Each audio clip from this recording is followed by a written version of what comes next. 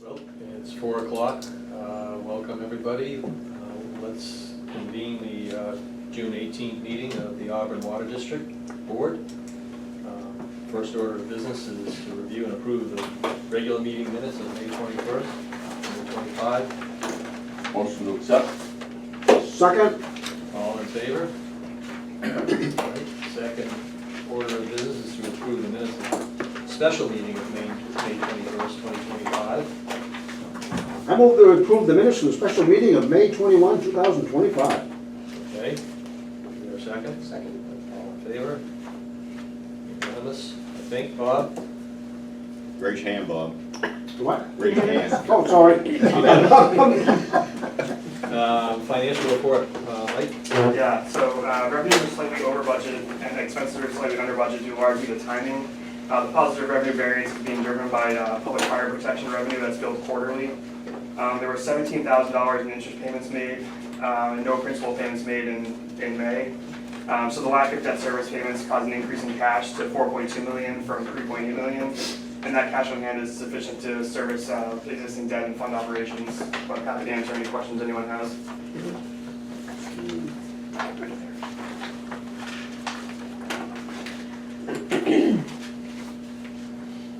Any questions from the board? Okay, this is the opportunity for public comment. Mr. Beal is here. Quick report, a week ago Monday, there was the meeting of the first Area 1 Lake Auburn watershed septic inspection program by Phoebe Hopkins and with the attendance of the short corps person Lily Gallagher at the library. It was pretty well attended considering there are 50 systems in Area 1. There were approximately 15 people present. A couple of them were husband and wife combinations, but it's a pretty good turnout. Good briefing and presentation, excellent cookies, which Mike and I enjoyed. And there were quite a few good questions. Nobody was furious that they had to go through the program. Everybody understood it. One person wanted to know why he had to have his front lawn dug up. And he's called me up since, and I've explained to him that he doesn't have to dig up his whole front yard as he thought he did. And he can afford it anyway. So it went very well, I thought. Great, thanks. No other members from the public, so we'll close the public comment. Matt, are you ready to roll into the activity report? Yeah, absolutely. I'll start with the project update this time, though. Looking at DOT pavement, I'm sure we're all aware, Center Street, that project's ongoing. All our valves were adjusted back in April, and since then, our crew has been very diligent about getting out there, maintaining our patches and our trenches in that area. That project, typically with projects like this, we're not used to going so long and having to maintain patches. We've been expending a lot of resources on that. And a lot of, the variables that are not within our control are weather, competing projects such as Lawson Redundant Line, the communication line that they're putting in, as well as other projects that Northeast has kind of extended themselves with as far as the delivery on this project. We have experienced, that was sewer, so disregard what I was about to say there. But the sections, as you know now, they were milled recently this week. We are out there now adjusting our water valves in that section. Lauren Ave, water main replacement project over there. Replaced about 800 feet of 6-inch cast iron main with 8-inch Bionex. The new main has been installed. We're undergoing water main acceptance testing on that. Currently it's being disinfected. We'll have that flushed off and sampled on Friday, and hopefully we'll be tying in new services next week and potentially have the project wrapped up in approximately 2 weeks. So that was 6-inch outside diameter cast iron, right? What was? Yeah, that's the inside diameter. Inside? Yeah, What's or it no, look like? OD, sorry. Yeah, what's it look like after, was it?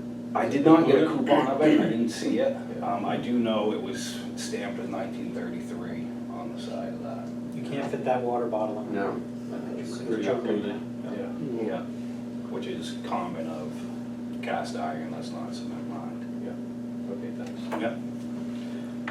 Any other questions regarding project updates? You didn't get to the night flushing? Oh, sorry, yes. Spring flushing, night flushing has been completed. Our new strategy of having 2 operators, night flushing worked really well. We're able to get through approximately half of our flushing, which is on the night flushing routine, within 3 weeks. We're currently now working through day flush. We stand just a tick below 60% of our flush in our distribution system. And hopefully as we work through some of these projects, we'll start moving that dial a little bit more and get that completed. Right now we have a lot of competing things between the water projects that we're doing currently, as well as DOT with their road construction and city projects. When you do night flushing, is with employees that typically work during the day, correct? Correct. Yeah, they just get Yeah. transferred. Yep. All right, no other questions? Go to the activity report.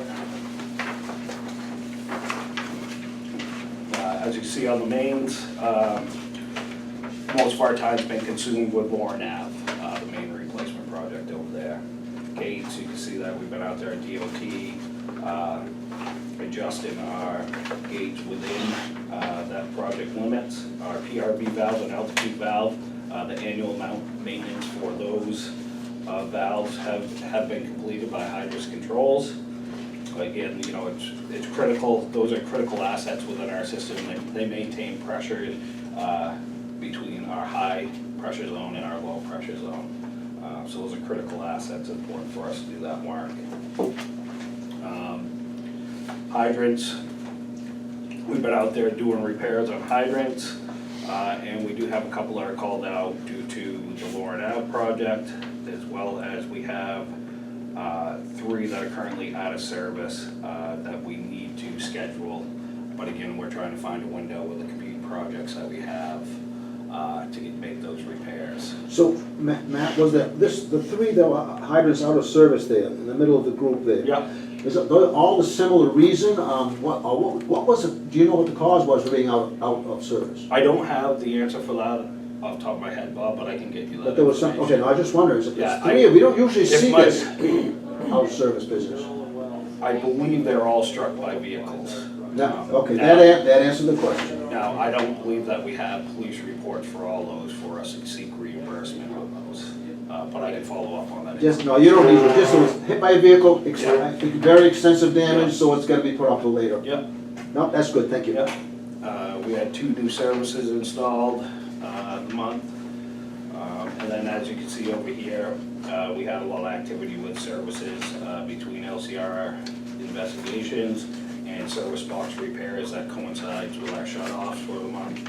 And then the month of May, as you know, we are required with PUC to activate our seasonal mains by May 1st, and that's why you see a lot of seasonal service activation there. Meters are fairly consistent for the month. Station checks, doing a good job keeping up with our weekly station checks. Water quality calls, we did have 2. There is description there in the comments. If you have any questions, please let me know. Laboratory, that information looks consistent for the month of May from year to year. Lake Auburn, same as the number of patrols and the withdrawals. Weather, as we know, hasn't been the greatest start to the summer. Everything's green now. And hopefully, like we were talking earlier, hopefully summer gets here, Tim. Oh, it's Yeah, here. it's here, there we go. Dig safes, you can see there's a little dip in the total volume of dig safes. That's common, typically April, construction season starts, you get a big influx, and then you get a little drop off in May. Duty foreman calls, we had 7 for the month. And then under other activities, we have other types of maintenance work, training, inventory locates, as far as how many hours we expended there. Any questions with the activity report? Matt, back on the meters, Yeah. there were 18 disconnects and Yeah. 17 reinstated. We Yeah. don't charge for disconnecting, but we do charge for reconnecting? Yes. Thank you. After they pay their, what they owe? And maybe, and get on a payment plan, something like that? Yes, or establish a payment plan. Thank you. Thanks, Matt.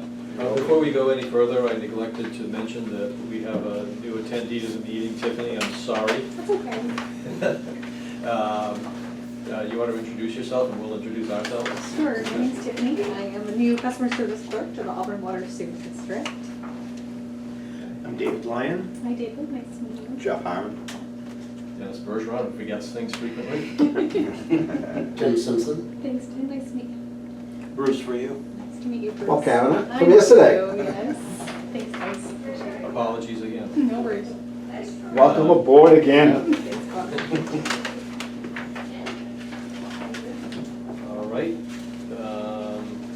Mike, are you ready to roll into new business? Ready for new business. Okay, we've got a few things here.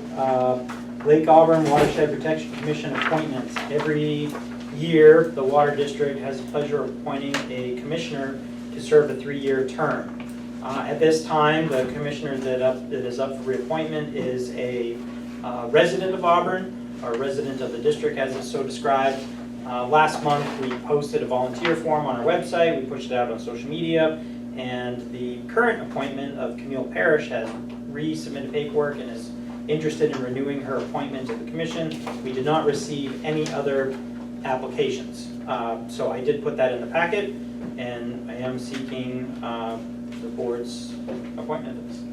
I move that the board appoints Camille Parrish to the Lake Auburn Watershed Protection Commission. I second his motion. Any discussion? Okay, all in favor? Great, thank you. All right. Terrific background. Yes, she's currently the chair of the commission as well, so it's nice to keep that continuity going. Architectural and engineering feasibility study. Now, I did include this study in your packets last month, but we did not have time to get to it. This is something that is not currently budgeted for in the district's FY 2025 budget, but it is something that we've been talking about regularly at both the water and sewer board meetings. At this time, our current facilities are undersized. We have equipment stacked up outside. We have commuting issues in and out of this facility. The turning traffic lanes in and out of here are very difficult, particularly when we're hauling trailers with equipment. We don't have enough office spaces. The building's at an age now where it's going to start to need things. Previously, about 2 years ago, we started an assessment to determine what it would take to build a bigger garage in addition to this facility. The district over the years, we've purchased a couple other lots. We do have some more property that kind of goes up the hill. In the process of starting that, we learned that the overall vision of the city of Auburn doesn't necessarily include the water and sewer district being at this location. And that we may run into some challenges if we were to look to either add on to this place or add additional facilities or what have you at this location. At one time, we were tied to this location because there was actually treatment to the water that occurred in this building. We had chemical storage, we had chemical feed pumps, there was analyzers and injection points, and all of that occurred here. But with the reconstruction and the addition of the UV treatment, the chloramines facility, that all happens well before it ever gets here. We do monitor the water here, but we no longer treat. So in order to understand what we would need for a facility, how big would we need, how would we want to lay this out, in addition to what we do at this facility, we have our Goff Hill Reservoir, which we use as like a staging area, stockyard, and storage for pipe, hydrants, bigger stuff that we just don't have room for here. that area has changed a lot over the last 25 years. There's a lot of residential homes that have now been built up around that facility, and I just don't think the long-range plan of using that as a stockyard is gonna, I'm surprised we've never gotten any complaints. I think Jeff's mentioned to me, he knows every time we have a water main break, you can hear our tailgates up there banging away in the middle of the night. It's just not a very good setting for a commercial application for what we use. So the sewer, so we put this out there, we reached out to several different firms. Matt and I reviewed the proposals. We really like this proposal from Weston and Sampson. The sewer board has approved this contingent that the water board fund the other half of it. And I'm proposing that we fund this out of our cash on hand. I think Mike reported earlier that we have about 3.8 million cash on hand, 4.2. So, you know, half of this study certainly would not impact us adversely, and I don't think it's worth revising our FY25 budget just to include this. I think we could just include it out of cash. So. Question? The 27.5 is the water district's half No. or the total? The total, So our half is 13,250? yes. Yeah. Yep. Okay, so for purposes for us to discuss this, I would move that we appropriate $13,250 out of cash on hand to fund the architectural engineering feasibility study. 13,750. Excuse me, 13,750, thank you. Oh, 750, I'm sorry. I'll second his motion. All right, is there discussion of the motion? Questions? I think we talked about it before. I did have one question, which was the task 3, master planning, site planning concept. We talked about that before, where At the sewer board. task B is develop up to 3 building and site alternatives. That could be one, Yep. which isn't any alternatives. Have you talked to those guys about it? I did, I talked with them about 2 things after the sewer board discussed this last month. That was one of them. Yes, they will develop up, you know, 3 separate site plans for different layouts, different designs. They will work with that, and depending on the sites that we find and the locations, they can alter that layout for us depending on the lot sizes. The other thing that they're going to provide, which really isn't outlined in the proposal, is a detailed punch list and evaluation of our current facilities and what it would take, where we're deficient, and what would it take to essentially bring this up to speed for what we need. So that would be something that the board, you know, could also look at. One of those site layouts, if we really wanted to look, could be at this location. What would it look like if we built what we need here? So that will be included. So. That will be included? Yep. Because it doesn't really say. It doesn't say that here, and that was raised at the sewer meeting, so I did reach out to them, and they confirmed that, yes, that's part of what we do. Okay. So. What is your total lot size here? Just- Well, it's convoluted because we have like 6 separate lots that encompass this. You know, overall, we have about, I think it's like 9 acres. But it's oddly developed. It's oddly shaped, and we have, It's poorly there's a public realized. right-of-way that divides all of it. Public street. That's public street, yeah, that divides this and the other side, the other properties. So, Yeah, Mike, you mentioned to me that you were very impressed with the Kennebec Water District. yes. Was this firm involved in that? They were not involved in that. You know, last year, Matt and I went up to the Kennebec Water District. They just built a whole new operations facility. At that time, the board had a subcommittee that was discussing just building a garage. And as I started weighing into this, I'm like, I don't know if that's what we need. Does that solve all of our problems? So we wound up going up and touring that new facility, and they essentially did everything that we're looking to do through this proposal, but then carried it out. And their operations center was separated from their managerial offices, so their trustee boardroom, their superintendent assistant, their engineer worked out of one facility, their ops was on another. They took that, combined it all, built one complete facility, and it was nice. And that's what I was like, well, this is what we really should be striving for. But Yeah, so, clarify this for me. My understanding would be, these guys aren't providing a site plan. When they talk about site plan concept design, they're not talking about for a specific site. They're No. talking about, conceptually, here's the layouts you could have for the buildings. Exactly. Yeah, and then secondarily to that, there's no direct relationship between the firm that does this review and should we decide to move forward, what architectural firm might be engaged to actually design the facility. Correct. And to David's question, those were two separate firms In in Kennebec. The architectural firm was different from the one that did their assessment. The one that did their assessment did provide a proposal to us, but Matt and I felt it wasn't as good as this proposal. In a nutshell, part of their decision process, will it incorporate long-range plans of you people? Absolutely. Okay. And zoning and long-range plans of the city.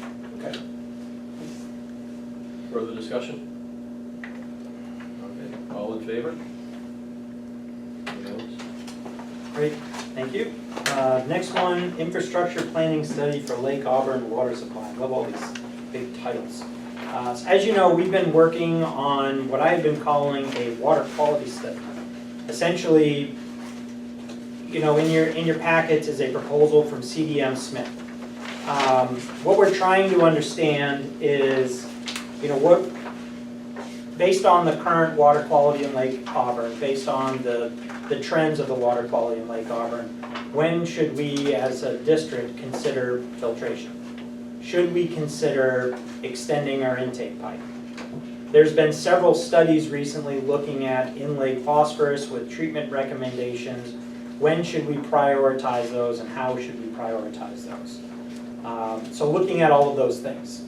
CDM Smith has done by far the most amount of work on Lake Auburn and any of the infrastructure in Lake Auburn. They did the watershed management plan, they did the watershed management plan update, they built and designed, or not they didn't, but they were contracted to design and oversee the construction of the UV facility, the intake extension pipe, and many of the other studies regarding the water quality in the lake. So we went directly to them. I did write a sole source memo as per our purchasing policy on why we did that and went with CDM Smith, kind of outlines that. We worked with our staff here, both myself, Matt, our treatment manager, our watershed manager, and Lewiston superintendents.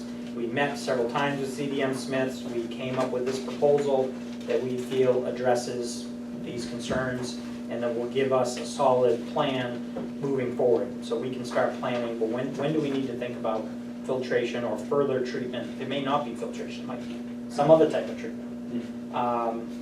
So that's what this study is going to accomplish. I did apply for a grant through the Maine Drinking Water Program, a capacity development grant that we were awarded. It's up to $29,999 or 75% of our share of the project costs. I cannot apply for the grant on behalf of Lewiston. They can apply for this grant. I'm not aware if they have or if they've received it. But to cover our share of the cost, the CDM proposal is for $99,000. So our share is half of that. So 75% of our half will be, the $29,999. So yeah, so that's what I have on this infrastructure study. I do need to, and in coordinates with the grant, the board needs to determine that there is sufficient need for an infrastructure and planning study for the Lake Auburn water supply. So I'm asking for a vote from the board to affirm the commencing of the study. Agree to accept the capacity development grant for 75% of the water district's portion of a cost up to a maximum of $29,999. And to authorize me to execute an agreement with CDM Smith contingent on Lewiston agreeing to 50% of the funding for this study. So I know there's a lot in there. I don't know if anybody has any questions on any parts of that, the sole source memo, the CDM Smith proposal, or the grant. I'd be happy to. I do, Mike. Yep. Reading through, there's a lot here. A lot there. The page, they don't number the pages here, but it's the task 1.4 project workshop. something jumped out at me, out at me in the second paragraph. It's about the part of the first, beginning of the second paragraph of attached 1.4 project workshop. Toward the end of the first line of the second paragraph, I underlined here, data during turbidity-related plant shutdowns. It seems like they seem to be dwelling on turbidity a lot in this narrative they put forth. It's just more than anything else, and I'm wondering why. And I don't recall anything coming up about shutdowns. Well, so yeah, this turbidity is very important. So turbidity is the clarity of the water in the lake. Yeah. And our filtration waiver is contingent on the clarity in Lake Auburn. If the So clarity of Lake turbidity and Auburn, clarity is synonymous, Right. linked together. we have experienced issues over the last 10 years where we've had windstorms, rain events that have caused the clarity in Lake Auburn to degrade to a point where if we continued to pump the water, we would have lost our filtration waiver. To avoid losing the waiver, we shut the plant down until the turbidity or clarity of the lake improves. They're usually not long durations, again, they're usually wind events. And that's where the question comes back to, well, if we simply moved our intake pipe to a deeper section of the lake that's less susceptible to turbidity blooms. So that's a big part of understanding the complexity of our treatment and the options. So that's essentially what they're looking And at. that's what they're talking about, the Yeah. length of pipe, of the intake pipe extension and the depth of it Right. relative to the turbidity. And turbidity, that's one of the reasons. Right. Is to get away from the turbidity issue, the depth of the future extension. And you can't just assume that, oh, right now the intake pipe is in about 20 feet of water. You can't just assume that if you put the intake pipe 800 feet away in 50 feet of water, that the turbidity would be better year-round. You have to actually go out, sample year-round, and determine, yes, the turbidity is, there could very likely be different blooms or different changes in water chemistry that if you just impromptu moved it, like all of a sudden, well, now what do we do, So you really have to understand that before you move forward with that initiative. So there need to be multiple samples at different levels. This includes about a year's long worth of water quality monitoring that we'll be doing as part of this study. Thank you, Mike. How long can we go without pumping out of Lake Auburn? We have about, about 3 to 4 days of storage in our tanks. So a few questions. So three things that have commonly been talked about is extending the intake pipe and then potential alum dosing, dredging, filtration. Let's leave aside the intake pipe. Let's lump all the rest of that thing and stuff under advanced treatment options. And I'm assuming C.E. Smith is not combined to those when they're looking at this, right? They're not just doing this saying, I'm gonna look at this data and the trend lines about filtration. Okay, so it's broad-based. It's broad-based. Okay, and then my second, can you provide a little bit more information about where the city of Lewiston is on this? Because we're gonna talk about some of the stuff again later on other projects, but I guess for the purpose of this discussion, we haven't had the best of luck with Lewiston following through in a timely manner on commitments they make to joint projects. So where are they on this, and are they, is this something that's gonna take a year or a year and a half or 2 years before they get around to doing the paperwork, or are they able to do this? If we commit to this, are they able to commit to this in the next month or two? So those are excellent questions, and I'm equally concerned about that. Lewiston is currently funded to complete an intake extension study of Lake Auburn. I believe they have close to $250,000 budgeted for that in this current fiscal, or no, they're in their current CIP. They have been on board. They agree that it shouldn't be specific to the intake pipe extension, that it should be more broad. They are, at least the superintendent was highly involved in the development of this proposal. I have drafted through our legal counsel an MOU for 50% funding of this project. I did present that to the Lewiston superintendent, and I did, along with sending it to both the Lewiston superintendent and the public works director, Kevin Gagnon. I asked, how long is it going to take to get this Good approved? question. Because if you recall, we're gonna talk about this later, like the MPI project, I presented them with an MOU in the spring of 2024, and we still do not have a signed MOU back. So I don't want this to take months and months and months to get a signed agreement back to share in the funding. So their half of this is 49.7, or it could be less if they apply for a grant and get it, but that's how they're gonna pay for it. They're saying they've got the money today, and our assumption is if we approve this, we are then gonna formally ask them to sign the MOU. That And I've we've already done that, prepared yeah, I've and already given sent it to them, yep. How long ago was that? Weeks or days? I just sent that last Thursday. And without knowing, I mean, I know sort of the history of what we're speaking of. Do you expect a reaction? They Well, did not respond. therein lies the problem. It's the lack of a reaction that has been the challenge. People will say things, but actually following through and committing to some of these things, so. So who at Lewiston could approve that? It's a very good question. I think that's part of where they struggle. They do have a new city administrator. Clearly, the city administrator can, assuming money has been appropriated for which the city administrator, along with, I'm assuming, finance, agrees is a valid purpose under some appropriation, and they're in agreement with the MOU, could be a day. And he has the authority for the fifth Sure. grant, with or without the grant. When we first presented this, when we were putting together our budget for this year, I wanted to go about this study on our own. Because I was concerned about, just that delay of, we talked about, well, let's invite Lewiston to do this with us. Which, if we could save 50%, I'm all about doing that.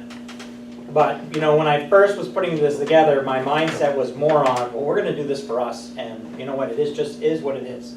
As the Auburn Water District, we need to be able to answer these questions so we can effectively plan our capital projects over the next 25 years, because these are big decisions. Intake pipe extensions, alum dosing stations, dredging, filtration, these are all big projects. So here's my thought on this. Given the challenge we said before, we're gonna run through these motions assuming we get to the last one. If people are in agreement, board members are in agreement with the first two. I think that we would be wise to authorize the balance, whatever it is, do the math, it's 49,700 less 29,999. And then we take a separate motion to authorize 49,700 as a contingency to initiate the study after a certain period of time if Lewiston hasn't acted.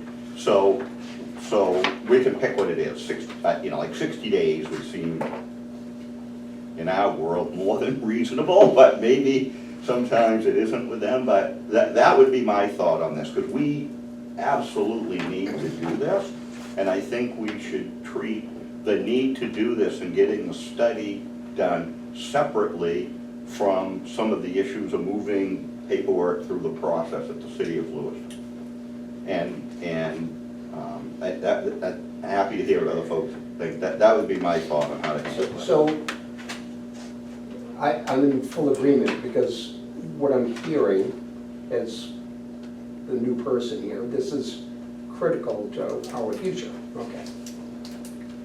If we move forward with a study on our own, we own that data, correct? We don't have to share that with Lewiston.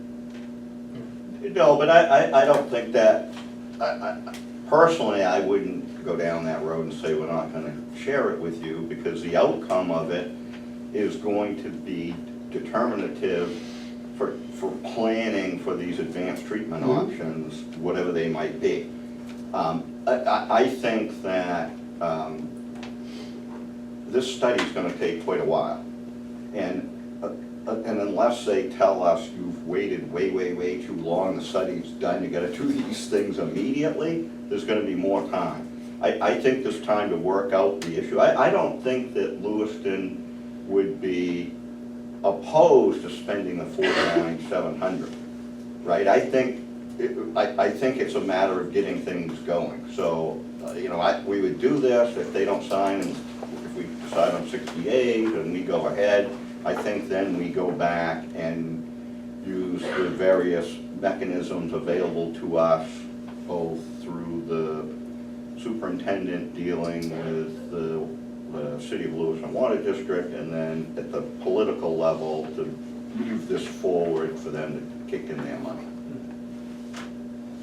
So, one other question, if we move forward on our own, can we reapply for the grant for 75% of the total cost?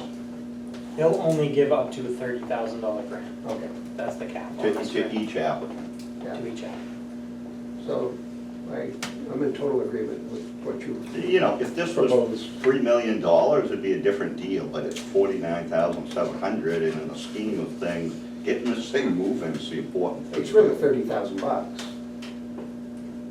No, Well, it's 49.7. minus 29. No, that's if they get their grant, what they would, if we were to do it, it's 49.7, and then they would be kicking that back to us, how they would fund that. Yeah, agreed. So your suggestion, Jeff, is to do it in 4 motions. 4 motions, with the 4th motion being in the alternative? Is that what? Yeah, and I'll be happy to make the motion. And does that support what you would like to see happen? Yeah, no, absolutely, it would, again, it would, 100%. And I think it's a smart thing to do, because if we get to September or October, and we don't have an MOU returned, You're still playing the game, you and now know, suddenly you're back into April again. right. We put a lot of work into getting this proposal with TDM Smith, put a lot of work into getting our grant, and if we're gonna be sitting on this for months and not getting it done, Is Just 60 be days wasteful. too much? yeah. Not for Lewis. Well, Is that a nice way to put it? No, it is, it Look, is. here's what I would say, Kevin. Different governmental organizations operate differently.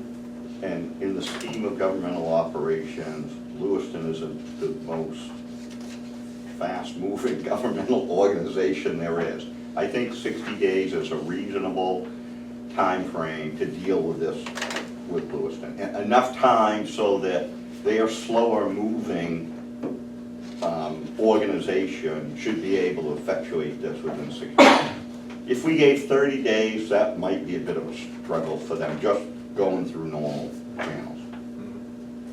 and if we were to institute this in 60 days, that still gives CDM Smith the required time that they need to complete that study? I mean, we could authorize them to start within 60 days, and then, We- yes, we- it would just push out the completion of the project. We might have to revise that in the proposal, but yeah. Or do we authorize them to start now? I think we could, the Well, 60 days that's- is okay. I think we're okay. Bruce, you had a question? Yeah, like you had said a few minutes ago, that our intake pipe is out 20 feet. I thought we were in the deep part of the lake. Mhm. I The thought we were intake 100 pipe- and, The intake pipe goes out 900 feet from the Sure. intake facility. And right, then it is sitting in about 20 feet of water, and it's actually raised about 5 feet up off the bottom, so it sits in the middle I of the thought it water was column. put out 900 feet because that was a deep No, hole. no, we're about 2,000 feet away from the deep hole of the lake. Oh, Wow. Because I was on the board when we Yeah. extended it out there. 1999. Right, and I thought that it was put into, close to the The deep hole for old that intake reason. pipe only went out 300 feet, Correct. and it was in 10 feet of water. So this was a huge improvement over what But was it's only previously 20 done. feet. It's only 20 Oh, feet. I've, for all these years, I And thought, the big thing I to thought me we had is- put it out in the deep hole. Yeah, and the big thing to me is it's not how far it's below the surface, it's only in 25 feet of water. Right, yeah. It's very susceptible to turbidity events. I think you've all Yeah. driven by on Route Which 4 and is seen. what was confusing me about this thing. Yeah. I thought it was in 100 feet. I thought 25 years ago was a huge improvement, right? It was huge. Yeah. Yeah, it was a big deal to extend it out there. Mhm. I remember that. Dave, did you Hey, have another question? How much further do you have to go to get substantially deeper? About 2,000 feet. It's a long. As opposed to a filtration plant. Well, you might have to do both. Yeah. Yeah, Well, and that's why we need the study, right? Because we don't really know, there's lots of talk about different things that you could Exactly. do. But you need expertise to tell you, hey, if this is the way things are going, here's what you gotta do. And to plan for them. You know, they may come back to us and say, hey, here's what you should do. You should, let's say, just for the sake of the discussion, you should dredge the basin. And you should put in alum dosing coming in there and coming down from the, you know, the Townsend Brook area. And then 12 years later, you need to have a plan or whatever, we don't know. So it could be a whole combination of things. Any further questions? Mike, I got a question. On the tiny print up on page, CDM Smith, up on page 8, the top, it's 4, 5, 6. I'm looking at 5 and 6. The last page of CDM Smith, the conceptual design will be based on a single filtration augmentation technology. Is that telling me it's gonna be designed to filter one thing? No. no. There's a million different ways to filter the water, probably not a million, but there's probably 20 different ways to filter the water. So they're gonna pick one method of filtration and present a design on that. Okay, thank you. Yep. 6, the scope of work does not include alternatives. It looks like alternatives should be singular. The scope of work does not include an alternative analysis for process selection. Correct. Again, Can you put that's, that in simple terms? so again, there's 20 different ways to treat the water, to filter it. They're not gonna provide studies on all the different 20 ways to saying, well, this one is better for this one's better for that. They're just gonna, this is the one we're recommending for this scope and project. That's what I thought it was, but I wanted to hear it from an Yep. authority. Any other questions? Thank you. Okay, Jeff, you said you were ready to make the motions? Sure, I'll run the motions here. So the first motion is that I move that the Board of Trustees recognize that there is a need for an infrastructure planning study for Lake Auburn water supply. Second. Any discussion? All in favor? So the next motion would move that the Board of Trustees agree to accept the capacity development grant for 75% of the Auburn Water District's project cost for the infrastructure planning study up to a maximum reimbursement of $29,999. Second. Okay, second. Any discussion? All in favor? Unanimous? I move that the Board of Trustees authorize the superintendent to execute an agreement with CDM Smith contingent on Lewiston's, okay, so hold on, strike that. I move that the Board of Trustees authorize the superintendent to execute an agreement with CDM Smith.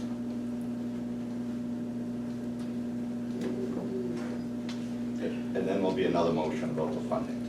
Is there a second? Second. Is there any discussion? Okay, all in favor? And Mike, what's the source of the funding for this? Cash? It's coming out of our, no, we're budgeted in our FY 2025 capital. What's the total amount for that?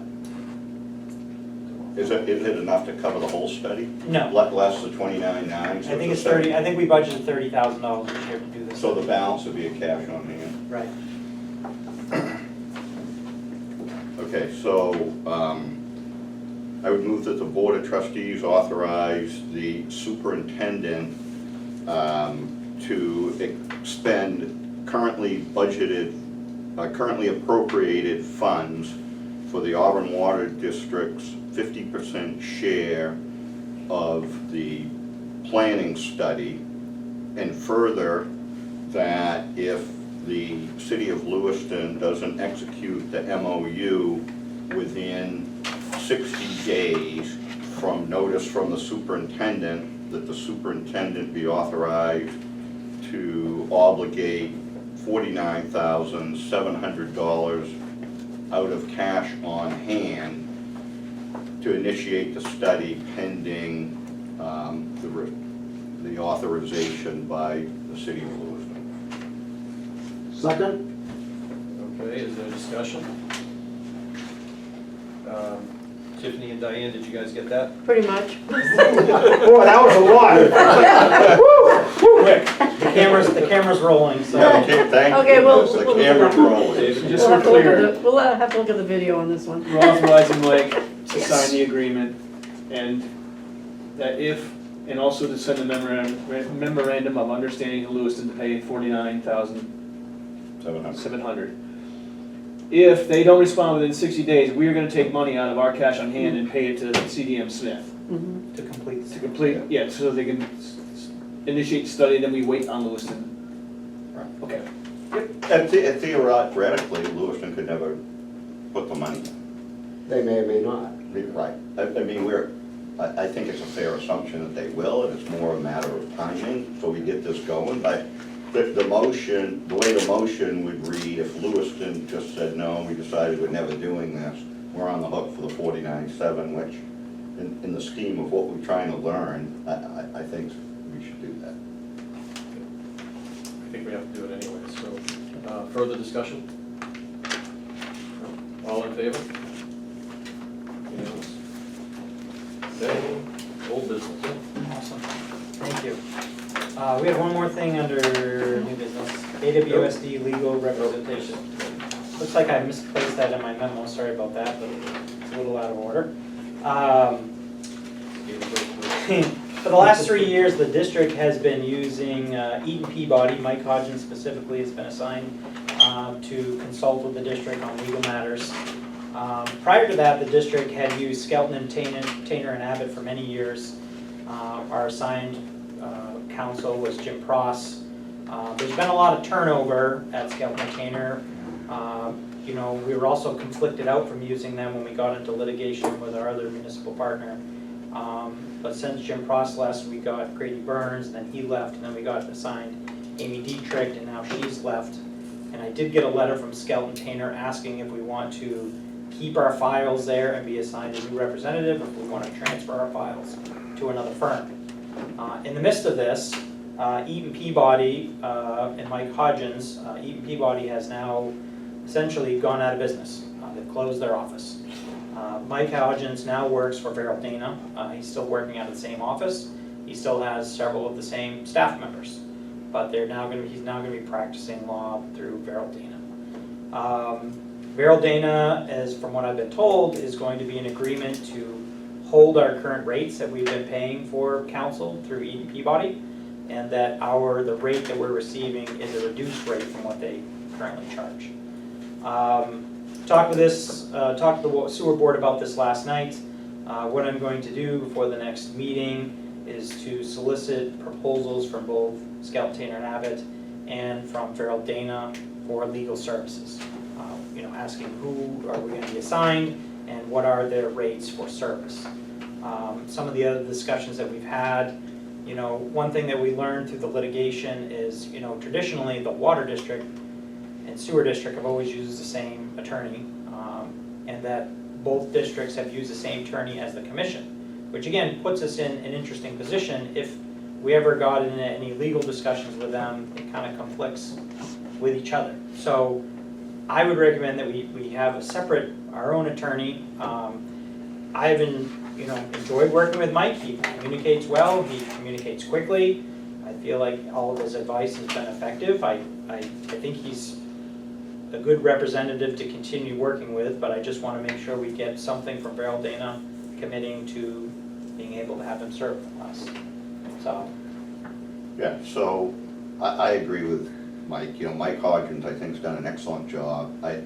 What firm, from Mike Hodgins' performance, what firm he's working for is immaterial, right? I think we don't have, correct me if I'm wrong here, we no longer have an agreement with Scout Painter and Abbott. I've never signed an agreement, no. Okay, so here's my thought on this. I don't think you should limit yourself to Beryl Dana and Scout Painter and Abbott. There is a number of firms that provide these municipal government types of services. The city just went through this. We'd be happy to provide you with the contact information. If you want to look at what they did for an RFP, that's great. I think if you're going to go out to bid, it needs to be a wide open bid and anybody can apply.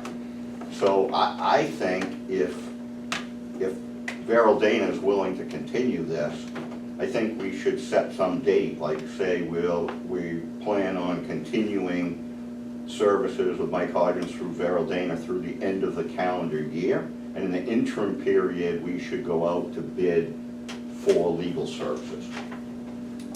Do either firm represent Lewiston? Not that I'm aware of.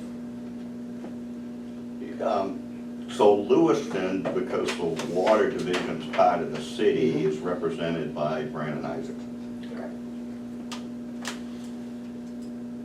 Who would, I don't know that they'd even bid, but we wouldn't select them because they're conflict. the city attorney for Auburn and they're the city attorney for Lewiston, and just because of the potential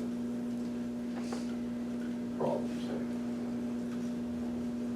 Well, I think that sounds like a good plan. That kind of aligns with what the sewer board would like to do. And Well, the sewer board thought it was a pretty sweet deal that Beryl Dana was giving us with a known quantity who's done a really good job at a pre-approved price, but wanted to do due diligence by at least asking Skelton Tainer what their price was and who the person would be.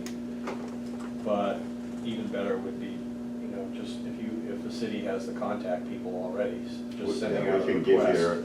We can give you a whole list of the so what we did is we put it out, just for bid, publish it, but then we took a list of firms. So here's the deal, like in this governmental stuff. There's a bunch of people around the state that do this, but they're like small town people, and the town gets the guy down the street who's doing government stuff this afternoon and divorce cases tomorrow morning. So there is a list of firms that have part of their practice that are focused on this stuff. So we sent an actual notice of the RFP to those firms. And most of them bid. So I would suggest we do the same thing. I would ask Mike as well if there's, through the Water Association people, because there may be people that do this that we didn't think of because of the municipal government stuff. And then just send it out to them. Because, a lot of these firms, they're not sitting on their edge of the seat watching the Auburn Water District website going, gee, I wonder when they're gonna put their legal stuff out to bid, and you'll miss these. Right. Unless you send them to them. Yeah. no, that sounds good. So do we you agree. need a motion? I don't. Because we're gonna have to do, I think we do, because we're gonna have to contract with Beryl Dana. Well, do we wait for the motion until I get something back from them, a statement saying, right now it's just Mike has said we're gonna hold our rates, but I don't. Well, we could authorize it, and you can come back to so on. So I would move that we authorize the superintendent to enter into a legal agreement with Beryl Dana for representation by Mike Hodgins through the end of the calendar year. And then we'll have another motion there. Is there a second? I second it. All right, any discussion of that? Okay, all in favor? And then a follow-on motion to that would be that the Board of Trustees would direct the superintendent to issue a request for proposals for legal services commencing on, the services to commence on January 1 of 2026. I just have one discussion point. Well, can we get a, we need to get a second. Oh, I'm sorry. You need a second first? Second. Second. All right, discussion. Discussion is, Skelton, Tainer, and Abbott says they are housing our legal documents. Okay. Does that have anything to do with No. any of this? Other than Mike, not for this motion, but Mike should just tell them to forward them to Mike Hodgins at Barrel Dana. Even if we don't continue with them when we go to somebody else, if we do later, then they'll transfer all the files. It's a good point, everything will be together. Okay. Good. Further discussion? None? All in favor? Okay. Well, Jeff will provide the information to Mike. Yeah, I'll Mike, reach out he'll to Phil. contact Phil, Yep. and Phil will give him all the stuff that he needs. Okay, so I think we move over to Mike Bailey now on the meter cost, replacement cost projections. Is that next? Everybody's skated. SCADA, oh. I skipped that one on purpose. This'll be. Almost, Dennis, you almost got past that. This will be brief, although I know Jeff was able to get an update as of yesterday. You know, as you know, we issued Lewiston a notice of breach with a 60-day, 90-day cure period, which matures June 22nd, which is this Sunday. I have not received a response from Lewiston regarding the notice of breach. I have been told through Lewiston staffing that they are working on a response and that I should have it soon, without any real description of when soon is. I did reach out to council regarding the appropriate response if we get to a breach. And I do believe I have a clear document that we could then follow, given it's a legal matter. I don't know if you want to discuss that out loud, but it is a process that we would then follow. But I know Jeff met with, I don't know if you want to update on Yeah, what you. so Phil Kroll, who probably most people already know, is the city manager, so he and I meet on some regular basis with Lewiston. So we met yesterday with the mayor, the city administrator, and the deputy city administrator. These are Auburn, Lewiston joint issues, but I've been putting on the list of things to discuss the water district issues, because otherwise they're never gonna get to that level. So we talked about this yesterday. I got the exact same answer that Mike got, was, yep, we're planning on responding, it's at legal. And I said, okay, great, that's a clear answer. The Board of Trustees is meeting tomorrow night. I'm not gonna speak for the Board of Trustees, I said, but I'll tell you as a trustee, my expectation is that if no response is received, that we'll likely be getting a letter from the water district explaining what the water district will and won't be doing after a breach. So they clearly understand that. I think that, look, I think there's some people that would like to try to respond before the breach date. Is it Sunday, the breach date? Yeah, but they also tomorrow's a holiday, all these things are closed.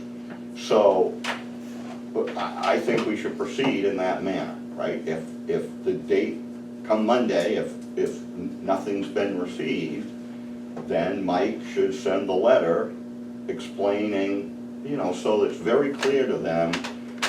There's lots of stuff we've been doing to prop them up, right? So it's very clear to them, the breach has happened, and this is what we will be doing and won't be doing. And then we'll take it from there. We might get a response. I think that if they do respond, then we shouldn't send that letter, even if we might not like the response, right? If they respond within the period, then I think it's incumbent on us to consider that response and then decide what to do. Consider response if we get it, receive it by Monday of next week. But, no, when we open on Monday, the breach has, the 90-day period would have expired Mondays after it, and then if we don't have it by then, Mike should proceed. So if we don't receive a response by Monday, if we receive it after that, we don't accept the response, is that correct?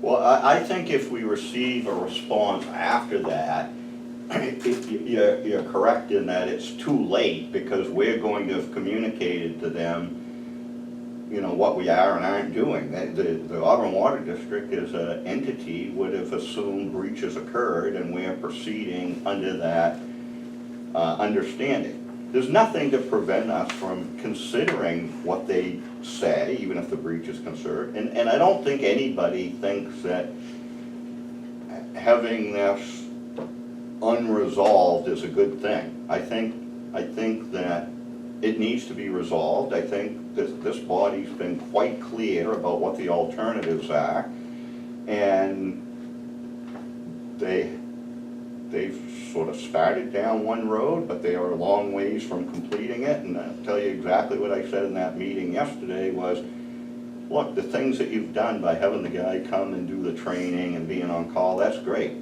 We've seen that before, and it hasn't lasted, and this has been going on 5 years. And I don't mind, again, I said, look, I'm not gonna speak for the whole board, I'm not empowered to do that, but as a trustee, what I'm telling you is, I think their patience is worn out. I think there needs to be a resolution for this, not we're doing something. So if they respond afterwards, I think that the board should be open to defining how we're gonna do SCADA, whatever that is. And it probably isn't going to be a good business practice to be in a breach situation, right? If they get to that point and they don't respond and Mike tells them what we're doing and not doing, the issue to them is their water, making water is at risk. Because they are not, you know, this alarms fire off and equipment stops, they have no one that can turn it back on, right? So, you know, they may have someone that can come and diagnose what happened and fix the thing, but they don't have the licensure to do that. So, maybe that's what's gonna take to move this thing. But I think whatever happens, if we go into breach, we should be open to continuing the discussions to fix the issue. So we've aligned ourselves that if we go into breach, we have action to take literally on Monday. That's assuming we go into breach. If we go into breach on Monday and these actions start to go into place, starting Monday, are we obligated to fix an alarm or theirs? No. We're not obligated really to fix an alarm of theirs now, other than we've established this long past practice, to put it bluntly, of bailing out their staff. We know that, yeah. So we don't need, so there's no obligation. We've been the crutch for 5 years. Right. And that crutch gets taken away on Monday. Right. So if they have an alarm and something shuts down and their water, that Wilson's not getting water anymore at 2 o'clock in the morning on Tuesday morning, are we gonna bail them out?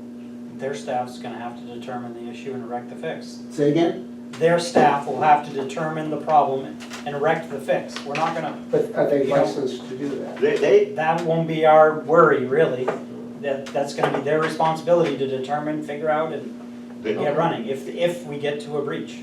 And big A picture, lot of assumptions. to me, Kim, big picture, I think that their guy, should he be available, has the capability in most circumstances to diagnose the problem and fix the SCADA issue. The issue's turning it back on, right? So let's cross that bridge when we come to it, because like nobody wants to cause a situation where, I don't know what their capacity is, but the water runs out at some point, you're not making water and pumping it over there, right?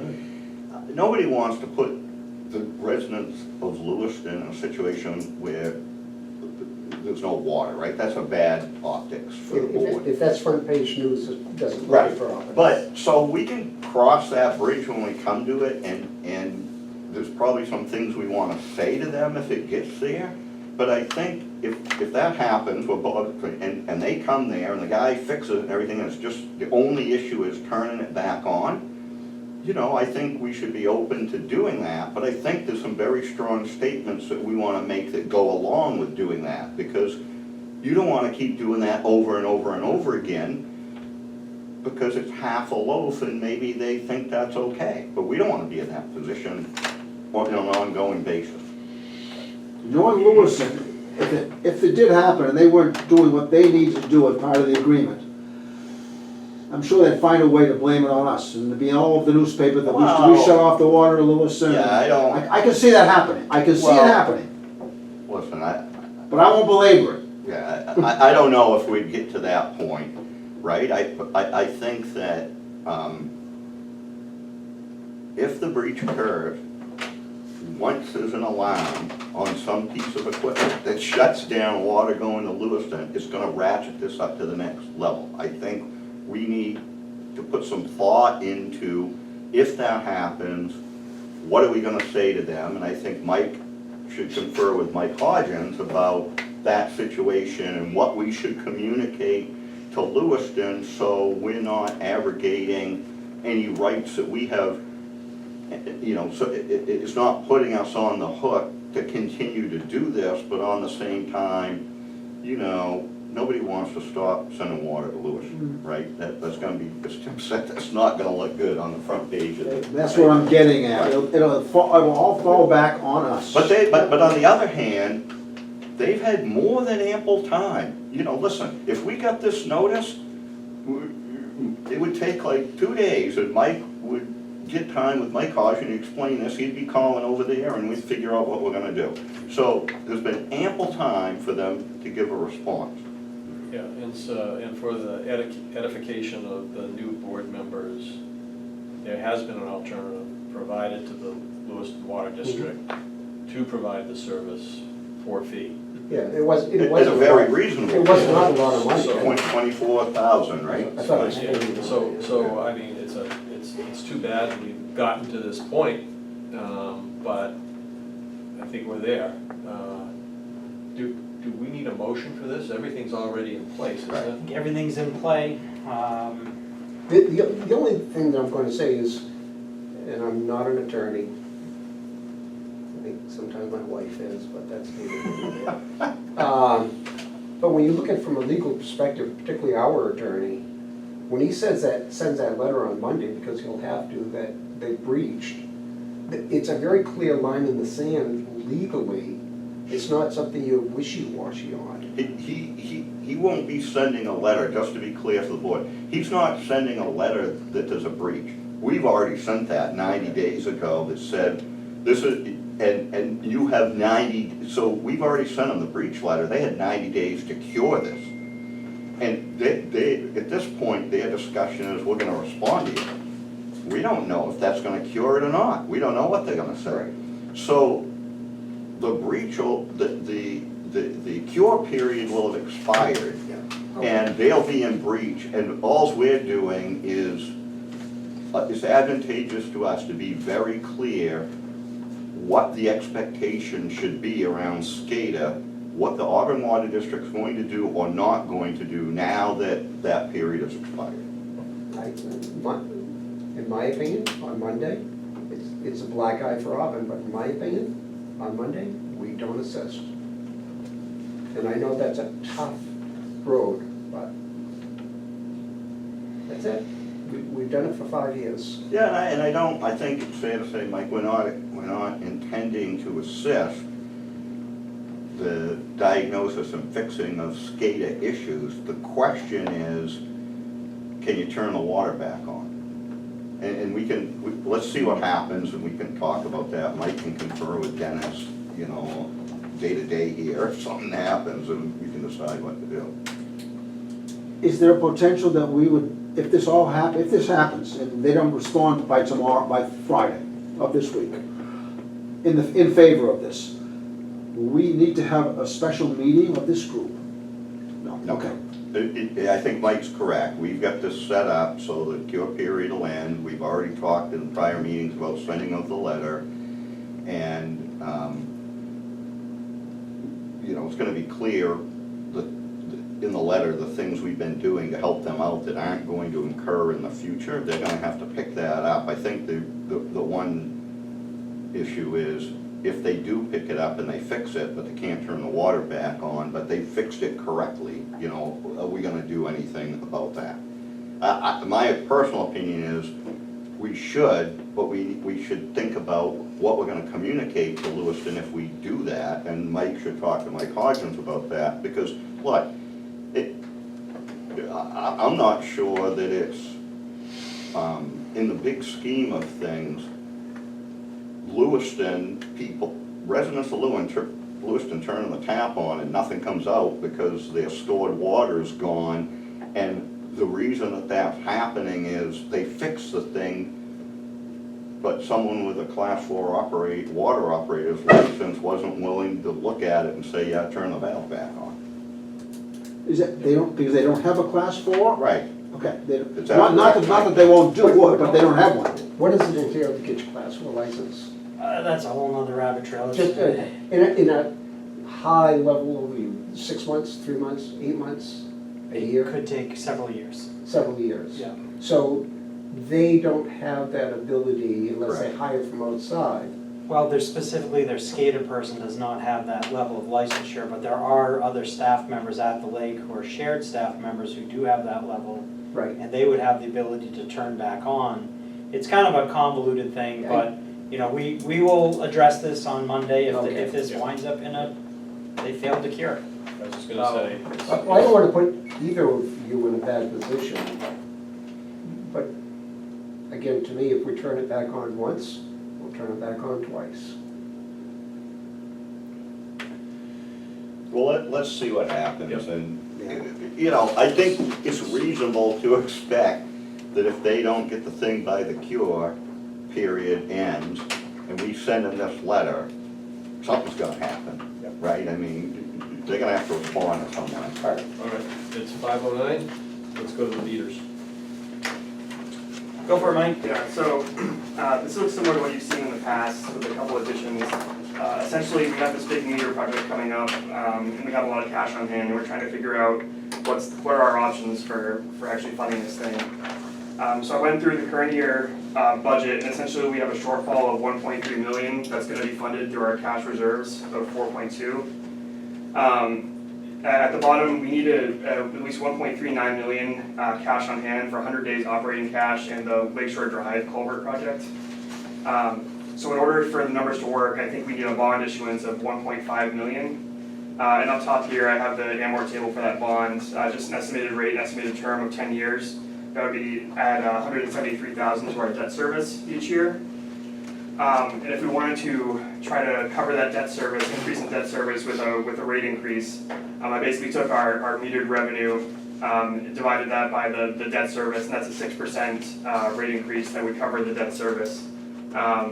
So that would get all the meters in and functional, and that would be one way to go about funding it.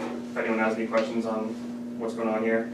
So at 6% of the average consumer, you're talking 10 to 15 bucks-ish. That sounds right, A yeah. year. Yep. Well, we don't have, Dennis will know the answer to this, we don't have the authority to do a 6% rate increase without doing a rate case through the PUC, right? Correct. We can do, what is it, 2% per year, or 3 times, or something like that? I think it's overall up to 3%, but you can do that over like 1%, 1%. So- The total can't be over 3%, Okay. over, yes.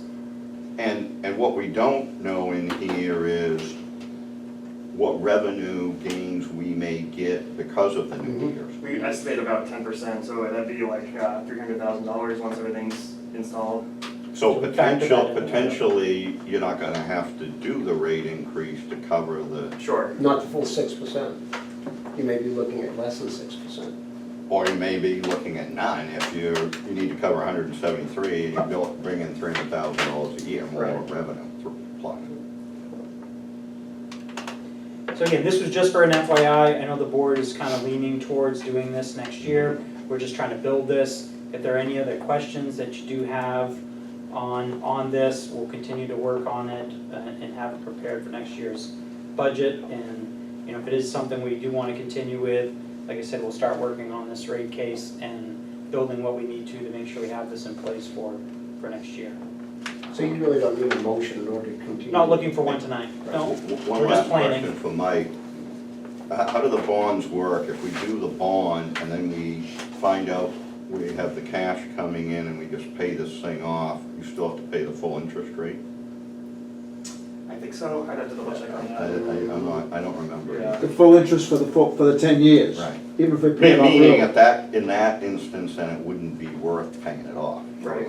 Are we also taxed on bonds here? Huh? Taxed on You're bonds? not taxed, but you pay fees. You know, there's substantial fees with the bond payments. I knew our federal administration was.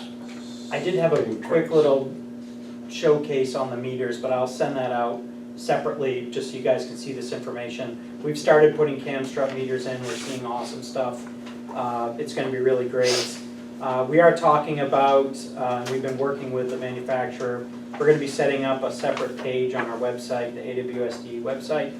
We're gonna have a page on meters, so customers will be able to go in there, learn more about Camstrut, learn more about setting up their own customer portals, learning about the meters themselves, and some of the technologies that are gonna be available to them as we move forward. But I know we're short on time, so I'll just send an email for the other stuff. Thank you.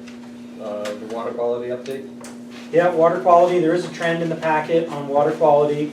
The lake is, there's a little bit of turbidity going on, it's not concerning, it's just, you know, just slightly above average.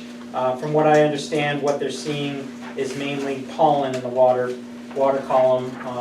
You know, spring seems to be a little bit delayed with the colder temperatures. I know if we get a nice sunny day tomorrow, you're gonna see a nice yellow coating on your vehicles. And that's essentially what you're seeing in the lake right now, but it's nothing to be concerned of. Our turbidity levels are well below where they need to be, but it's just, that's where we're at with the season. So, And the MPI? MPI, just an update on that, you know, still waiting on a signed MOU from Lewiston. I did resend this out this week. I also asked to have a meeting with Kevin and Eric. I am now concerned that we are no longer gonna get the grant funds from DOT because we're not gonna meet the obligations of the project.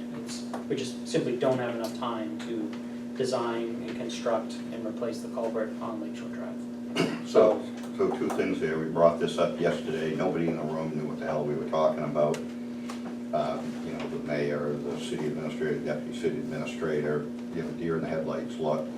So my suggestion would be you press them when they're gonna sign this. And if, like tomorrow, Friday, right? Press them when they're gonna get a date. When are they gonna have this thing signed? Because there was no pushback about the problems with the thing the city administrator signed and sent over, right? He got the problems we pointed out. They have no idea what's going on with this. So get a date, and if there's no date, let me know, and we'll circle back. I'll circle back with the mayor and see if they'll do this. And then a good conduit to DOT is Dennis Dupay with the deputy commissioner. So if it looks like because you know, some of these things, they have their method and their date, they could move it if they wanted to. So if it looks like that's at risk, then, you know, feel free to call Dennis and have him talk to the deputy commissioner about if there's anything that we can do. About the dates. Hey, John, I apologize, but I'm gonna have to leave, okay? Well, I apologize, we ran over. It's not, that's not a problem at all. All right. Let's, Good luck with my. Yeah, thanks. We got a delivery at the house. district goals. All right, district goals. On the last page of your packets, I believe there is a new format for goals. I know last month we had our workshop, and what you see on here, these AWD trustee notes, those are all the notes that I took during that workshop. You know, I don't know if I need to read down through all of those. I thought there was some really good comments. I immediately started after the last meeting revising the format of the goals to try to meet the comments that I received during the workshop. I still had some questions, and I knew there's been a lot of reference to what the city does, so I actually reached out to the Auburn City Manager, Bill Kroll, and he said, hey, come on over, let's have a meeting. I'll show you exactly what we do. And it was interesting enough, what I had developed was almost based off from the trustees' comments, it was a mirror image of what the city actually uses. So we weren't far off with our format, and it was a very helpful meeting. One thing that I did get from him is that, you know, the city managed these goals in executive session, because goals can be tied directly back to employee performance. So the sewer board was in agreement with this format as well. They like this format, they want to use this format. So at the next meeting, we're gonna schedule to have an executive session. I'll present both districts with goals. We can adopt those for 2025. I will have, you know, a reasonable amount of goals, not something that's unreasonable. And then we can handle that, and then moving forward, we can meet quarterly to discuss where we're at with our goals and what do we want to develop for the upcoming year. So that's what I have on goals. Do we need to have a joint meeting with the sewer board? So that was discussed quite a bit at the sewer board, and they did not I didn't see kind of want to. Well, they said yes, but But not- September. Not this summer. Yeah, they wanted to wait Not till July- September. Not July or August was the request that came from the, So, but then I asked, well, wait a minute, are you agreement in this format, in agreement in managing goals this way? And they were. So essentially, we're good to go as long as this board is in agreement to handle the goals that way. So that's the way we left it. Awesome. any questions? Okay. I think that completes that business. Did you want to talk about the measuring of the lake? Yeah, I was gonna bring that up under open session. I don't know if you're all aware of this. Every year, the trustees are not paid for your service. There are a couple of you that are paid, it's not much, but the district has always shown appreciation to trustees by having what's called a measuring of the lake. It's essentially a dinner, a catered dinner. The sewer board and the water board have traditionally met up at the lake. We've invited members from the city council, staff at the city. We've invited watershed commissioners, and we've traditionally invited City of Lewiston representatives. We've met, and Poland, we had the Poland town manager there last year. So if everybody's in agreement to continue this practice, we're gonna look to schedule this. I had thrown out some dates for the end of August. The sewer board was really pushing me, they don't wanna do anything in the summer, so they were really pushing for the first week of September. I was looking at either September 2nd or 3rd, but I will be sending you some emails to line that up and see what works best for everybody. So And the food is it's generally either a steak or Lewiston. lobster choice. So, not Lewiston lobsters. not red hot dogs. Anything else for the trustee open session? All right, motion to I move adjourn. to adjourn. Second. All in favor? All right, thank you, everybody.